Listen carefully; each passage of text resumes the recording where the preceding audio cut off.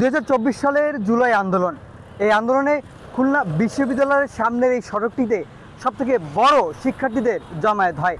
সেই জমায়েতে পুলিশ অতর্কিতভাবে গুলি চালায়, এতে বেশ কিছু শিক্ষার্থীরা আহত হন, যার মধ্যে খুলনা নর্দার্ন ইউনিভার্সিটির শিক্ষার্থী আব্দুল্লাল শাফিল অন্যতম। এতে শাফিলের একটি চোখ নষ্ট হয়ে যায়। কেমন আছে এই জুলাই যোদ্ধা, সেটাই জানবো আজকের এই প্রতিবেদনে।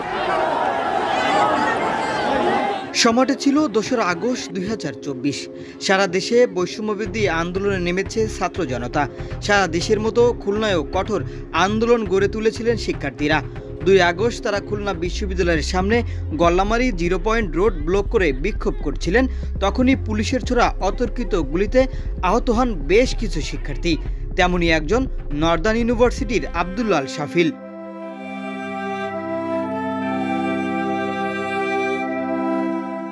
বৈষম্যবিরোধী ছাত্র আন্দোলনের শুরু থেকেই তিনি সক্রিয় ছিলেন।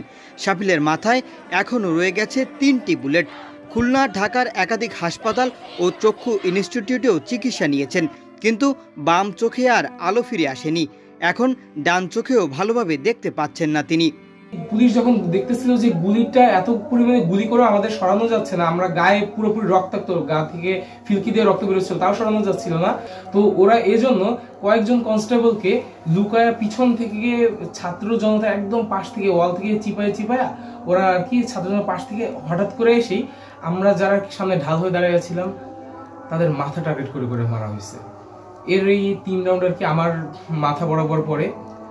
তারপরে আমার এক ছাত্র ভাই নুরুজ্জামান নাবিল, সে সবাই যখন কি মাথায় গুলি খেয়ে আর কি জর্জরিত হয়ে এদিক ওদিক পাগলের মতো দৌড়াচ্ছিল, আমি তখন আমার 2টা চোখই সম্পূর্ণরূপে অন্ধ, ওরা একটার পর একটা আর কি আমাকে মেরে যাচ্ছিল। সে নিজে না দৌড়ে আমাকে টেনে নিয়ে সামনে একটা ডোবা ছিল, ওর ভিতরে আর কি টানতে টানতে ছুঁড়ে মারে। আমি যেতে চাচ্ছিলাম না, যে আমি ভাবছিলাম আমার শাহাদাত মানে ওখানেই হবে, কারণ আমার একটা চোখও তখন দুনিয়ার বিন্দুমাত্র কোনো আলো নেই। আল্লাহ তাআলা বাঁচিয়ে রাখছেন। তারপরে দেশ বিদেশে চিকিৎসার পর বাম চোখ বাঁচানো যায়নি, তবে এখন তিনি ডান চোখেও ঝাপসা দেখছেন। এই অবস্থায় নিজের চিকিৎসা নিয়ে তীব্র ক্ষোভ প্রকাশ করেছেন এই তরুণ। মাথার ভিতরে গুলি, চোখের খুলির ভিতরে একটা এবং মাথার খুলিতে 2টা, টোটাল 3টে গুলি আছে। এবং ডান চোখটার অবস্থা আমি বলবো যে গত 9 মাসের থেকে ভালো, তবে আগের থেকে অবশ্যই ক্ষীণ।